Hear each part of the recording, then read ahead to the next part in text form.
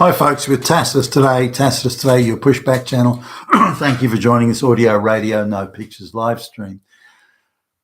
Please listen to this presentation as you drive along in your car or your truck, or put in those earbuds if you're on public transport. In this essay, I'd like to talk about what I identify at least as an evolving, if not something that is current, people management methodologies and expertise, or I would argue lack of expertise. People are getting promoted. Too many people are getting promoted now who are in affirmative action, race, gender quotas, that sort of thing. So they don't have the expertise, as in technical expertise, experience expertise, credentials, achievements. They've built and created something. They don't have any of that expertise or any of that experience or background. Now, it gives you a lot of confidence in dealing with people if you yourself have achieved and a high achiever or achieved within your area of expertise. So, and that confidence allows you to deal with people with a certain amount of confidence in terms of you can give them direction, give them guidance, give them advice, show them, well, this is how you do it and don't do it that way. This is a better way, because you've done it yourself and you have the expertise and the knowledge and, again, the credentials and so on. That's all changed now. Very few.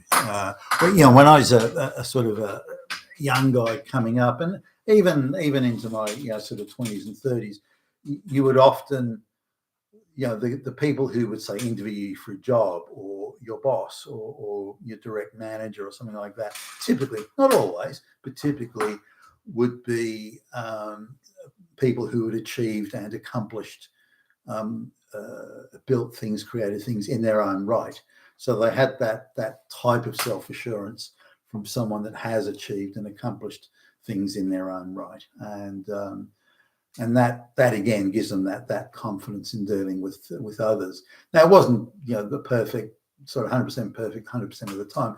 Sometimes you would have people who had achieved things like, say, I don't know, the engineer that has designed roads and bridges. That doesn't mean that they're good people managers necessarily, but they are accomplished within their field, even if they may not be an expert people manager.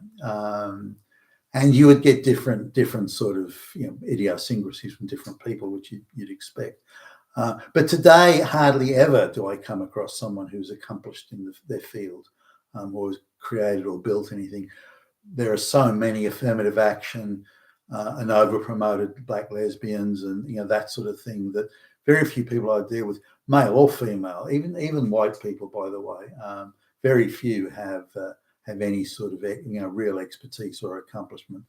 And even in the case of because the crony corporatist capitalist model, crony capitalism is also increasingly widespread, that even the white managers you meet are flunkies and stooges appointed by the big financial end of town, or through corrupt relationships between government and quangos and so on. So the only way these people can, these unqualified people, of which are now in by far and away in the majority, the only way they can assert their authority, particularly over people who are well qualified, is to create this false or fake pretense that they're the morally superior ones and you're morally inferior. And if you're a straight white male, then not only are you morally inferior, but you're quite possibly Hitler and a mass rapist and so on. So the beginning interaction is the unqualified person, the over-promoted unqualified person doing the moral superiority thing and addressing or dealing with someone else, as whether they're a subordinate or even from an outside business or a subcontractor, it doesn't matter. They'll this tendency to commence the interaction on the basis of I'm the moral superior and you're a morally inferior, wayward child, and to sort of concrete in this moral superiority, there's this I'm the adult, you're the child type thing. And this is again increasingly widespread, and I'm quite surprised by how all pervasive it's appearing to become. Now, some of this is, I'm a well-experienced, high-achieving, credentialed sort of dude, so this might make some of these over-promoted, underqualified people feel inferior, and therefore they have to try and create an environment of superiority. They can't do it through credentials and so on, so they'll attempt to do it through a moral superiority gambit. But let's just have a look at this. I remember the very first job that I had. I was still at high school, and I was 14, and I got a job over the summer holidays. It's a classic kids job, and it was in a this warehouse for distributing like cordials and things like that, and they had like a warehouse depot thing.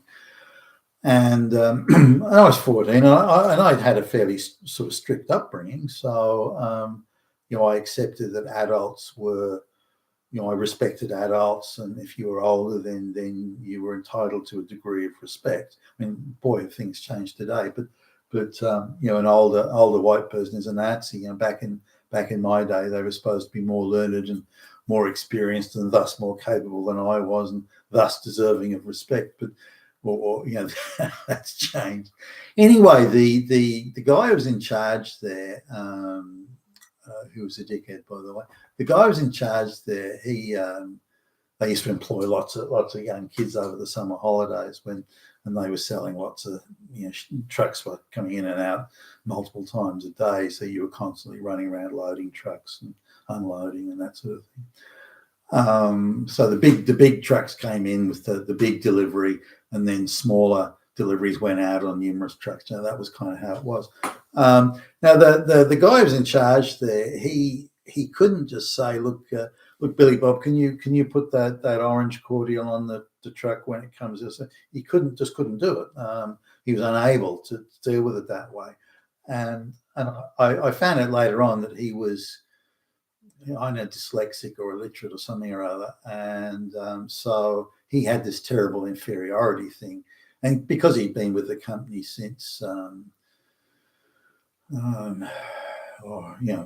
Forever. And he'd have been, I don't know, mid-40s or something then, which seemed ancient to me at the time. But because he'd been there a long time, they'd made him the manager and so on, which was hardly an executive role. But instead of just asking, can you put that orange cordial over there, instead of just asking you to do something, and which I and any other kid there would happily have done, he had to literally go through, say, hey, you, come here. And it was said in a way that suggested you committed some grievous error. Well, gee, what have I done? Did I fuck something up? I'm about to be told off, was the kind of the build-up here. So you come up to me, yes, blushing as 14-year-old kids do, blushing. Oh, no, what have I done? Oh, I hope he's not going to find me. So, and then as you approach, he'd then come right up to you, stand ramrod straight, straight back, head in the air, and chest puffed out, as if he was, and it was like he was shaping up to fight you, and like he was daring you. Yeah, you want to challenge me? Yeah, you want to challenge my authority? And it was that time. And I, even as a kid, I used to wonder, what's he doing that for? All he's got to do is ask, and I'll do it. Now again, all the kids in that area were from reasonably well-to-do sort of homes where respect for authority would have been reasonably well drilled into you. So this guy didn't need to do any of that, but he did it all the time. He couldn't not fucking do it. And now as a kid, I just thought, maybe I've just somehow done something wrong that's so that's so sort of discreet that I, me as a stupid little kid doesn't know, but him as an adult knows better. And so I just sort of took it with that, and I just did what he said. But why would you? And he would change. He would even create instances of conflict just so he could do something like that. So he would do things like tell you to go and do this, and then he'd come up to you, what do you? And then he'd come right in your face, couldn't just. And again, this right in front of you, right in, saying, come on, you want to challenge me to a fight? Come on. It was that type of thing. It was really pathetic when I think back to it, because he's like 40 something and we're all like 14 years old. So he he would tell you to do one thing, then come and demand, well, why are you doing that? Well, you told me to. No, I didn't. Don't lie to me. And, and then he'd tell you to go and do something else. And he seemed to get off on this idea of, he was so all powerful that he could invent or create reality, and he could determine what reality was and wasn't, and enforce it under threat and this sort of thing. So that was kind of how it was. And again, 14, what do you do? What do you say? And I was grateful for the job, paid passably well, or I thought so at the time. It was probably, just nickels and dimes. In fact, it was. I remember working the whole week, busting my ass for like $25 or something. But anyway, that was how it was. And now, as I got older, I wasn't treated that way, and particularly as I sort of left college and everything, I was treated. I was working amongst professionals, and everybody had a degree, and at a time when degrees were acquired by merit and so on. So I was working with a lot of well-educated, high-achieving, sophisticated people, and again, we're talking about a warehouse manager in a suburban depot. So this guy was hardly the pinnacle of sophistication. But anyway, but I've noticed, I would say over the last couple of years, there's been a return to that type of management, people management. And it's not the same thing where the guy's getting in your face and challenging you to a fight type thing, but it's the moral superiority. I have all the moral superiority, you have none, and this treating you as like you're a wayward child that either has done something terrible or is about to do something terrible and has to be reprimanded in advance. And this is the same thing, even dealing with people who are half my age or a quarter my age or something. Well, not a quarter, but half my age, and they seem to. I've noticed recently this sort of habit that seems to be this methodology where they talk to me as if I'm a wayward child, and have to be, you're a straight white male, you're morally inferior, you just have to be put in your place. You're a rapist, Nazi, Hitler, and we're in charge now. Now, this can be quite young girls. Girls who are still teenagers are doing this sort of thing. I've noticed in even places like shops, takeout food shops and retail stores and so on. Simple things like there's a sign saying you get a limit of three per customer, so you ask for 3. And then the snot-nosed girlie says, "Oh no, it's 1 per customer." Well, the sign there says 3, so she just takes the sign off the counter, which isn't her call. It's like a chain of stores type thing, and says, "I say it's 1, and I don't like the way you're talking to me. Don't think you're better than me," and this sort of thing. This is coming from teenage girls. What are they being taught, for fuck's sake? So I'm noticing this around now. I was out with one of my colleagues who's probably 20 years younger than me, but out with one of my colleagues, and we were. I was driving the car. I was heading around anyway, and so I said, "Look, I'll drive, and we'll go to those places." So it was a company that had a number of branches around the city, and we had to go there and do a few things as part of a contract that we had with them. And a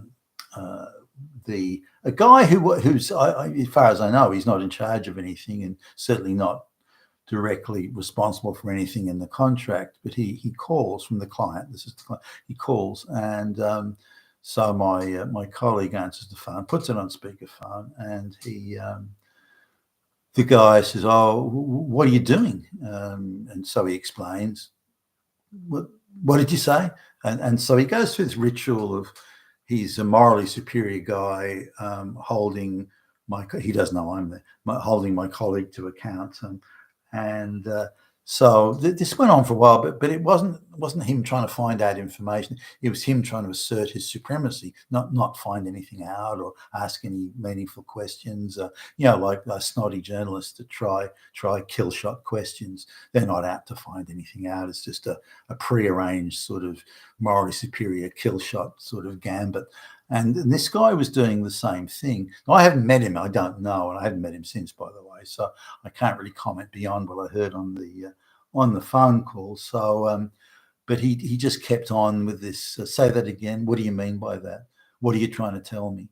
And my colleague was talking very concisely in short, concise, clear sentences. So I jumped in. I said, "Hey, whatever the guy's name, Billy Bob." Jimmy Jack here. Look, we're out doing what's in the contract. We're following the terms and conditions and stipulations in the contract. That's what we're doing. So if you want to know that's it. And if you haven't got a copy of the contract, we can email one to you, or you can contact Billie Jean in your organisation, and she'll supply you with a copy. So who are you? Look, that's what we're doing. So what are you doing? No, we've already been through that, Billy Bob. We've been through what we're doing. Well, I want to know what you're doing. Well, I've already said what we're doing, and it's in the terms of the contract. So, well, you can tell me now. Well, we've already told you, 3 or 4 times. Well, you can tell me again. No. Billy Bob, we're fulfilling the terms of the contract. I didn't speak quite this bluntly, by the way, but hey, we're fulfilling the terms of the contract. Now, if you have further questions, would you please put them in writing, and then we'll address that when we see them. Thank you very much for your call. So he tries to, so I hung up. He tries to call back. No, I tell my colleague, don't answer it. He's the time waste.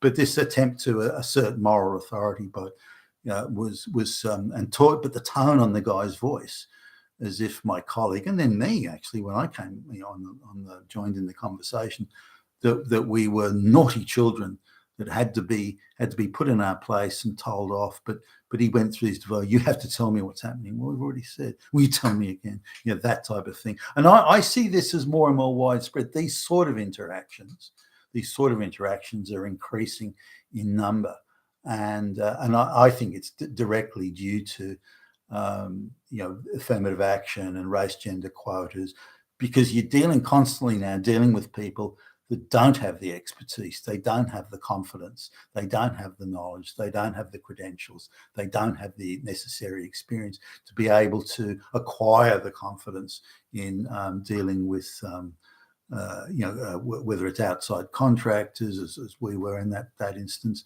or subordinates or colleagues or whatever. Now, there is another side to this, because I've seen bunches of, say, public service, like a public service department with, this all women, and they play this game of, it's like, girls playing house or something. There's nothing real.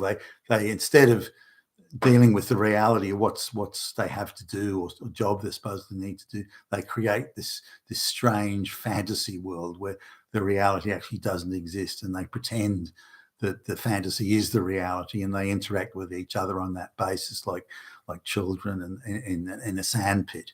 And so you could even say that it's a collegiate type thing, but it's not. Far from it. You've been with Tacitus today, your Pushback channel, and thank you for listening.